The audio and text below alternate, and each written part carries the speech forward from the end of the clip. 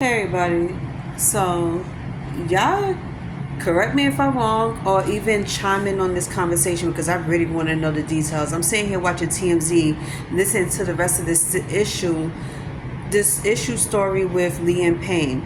Rest in peace, I love Liam Payne. I was a huge fan of his and Zayn's. And I was obsessed with his music for the last couple of years, especially with the collaboration he did with Rita Ora.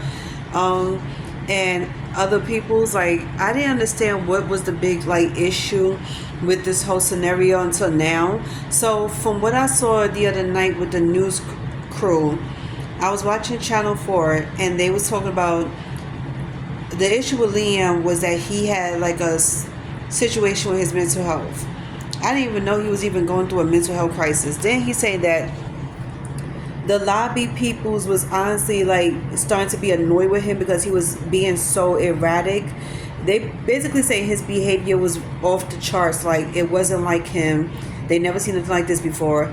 Didn't think he was drunk, and he was drunk. So now they're saying intoxication and mental health has made him unalive himself by jumping off the balcony.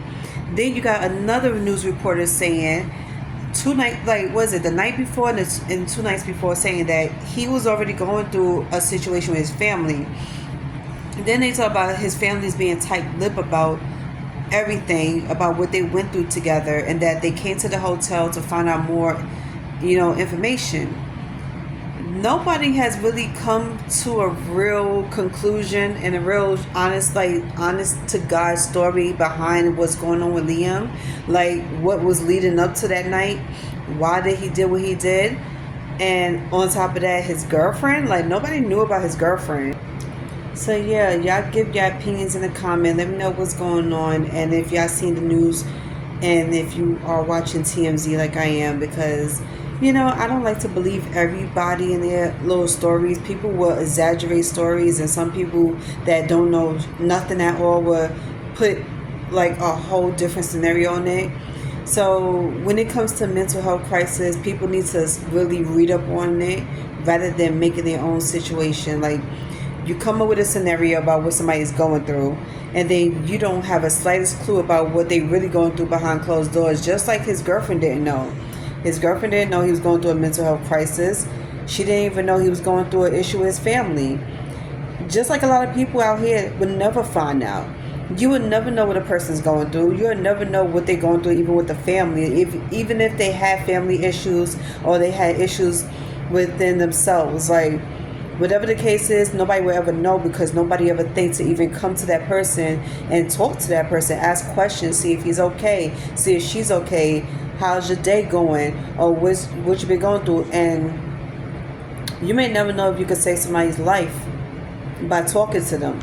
But everybody is so self-absorbed and selfish to the point they don't think it's a such thing as calling on somebody to talk to them, ask them how their day goes, if they're okay, mentally and emotionally, how are you? Liam, I can only imagine the amount of stuff he goes through on a daily basis, not only as just a human being, as somebody's son, but as a singer. You are going through a lot of stress.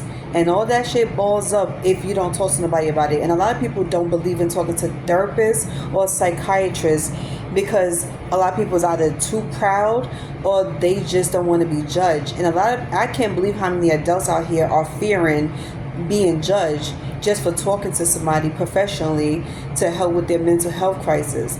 This is serious, peoples. It could go from 0 to 60 within seconds. And I don't know if y'all remember Chrisley.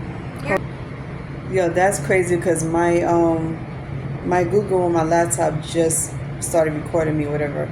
But anyway, I just wanted to share some light on that situation because I'm going through the same thing as well. From 2010 to now, I've been going through a mental health crisis as far as PTSD goes, anxiety goes, panic attacks, and severe depression.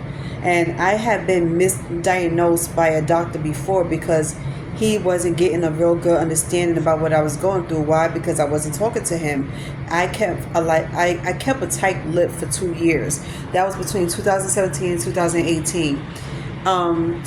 I started seeing the psychiatrist in 2016. I only told him half of what I was going through, but I really didn't tell much until 2018. So when I finally had the strength and the courage to tell somebody about it, the first person I thought of was my therapist.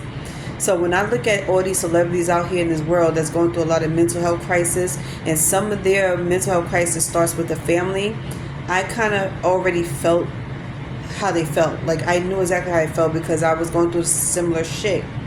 So everything you've been going through with friends and family, and it's like you kind of push that in the back of your mind. You don't bring it up until later on in life, where the right person you speak to actually conjure up those feelings, because they are asking you what it's like to live on a day-to-day basis without people in your life, without significant others, and you just doing you. And they don't realize that it takes a lot. First of all, let's go by mental health strength. Like the strength of your mental health, of having to be alone, do things alone, and not having to talk to nobody. It takes a lot. Okay, I don't know who could live like that, who could go through a daily, day-to-day life about it. But I can't do that. I don't have the strength to do it, because I be wanting to talk to somebody so bad about my day, how my mental health is going, if I'm strong enough to pick myself back up and keep moving. Some people could do it, some people can't do it. So for Liam Payne, like I said, I can only imagine what he was going through, because doing all these tours in your career is not easy.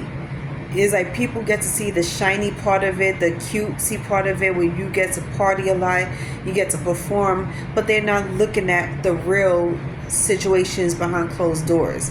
And then it's the expectations, the pressures, the time limit. Like, people are constantly pressuring you because of time limit. People's pressuring you because of meeting people's expectations, and you got to go through that on a day-to-day basis. So when you come home, or you go into a hotel room, you just want to let off a whole lot of steam, relax, drink, smoke, do whatever.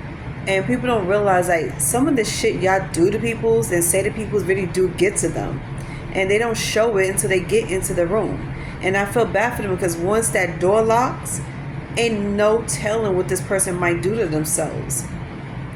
That's the scariest part about it.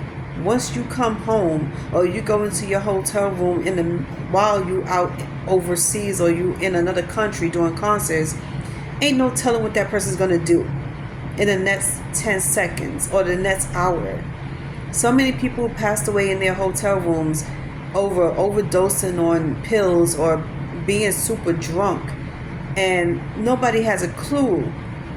While everybody's out here sleeping, having a good night's rest, and waiting to go about their day the next day, it's like these people are in their hotel rooms or at home, just going over and over in their minds about what they could have done different, or how people got to them, or what they did wrong.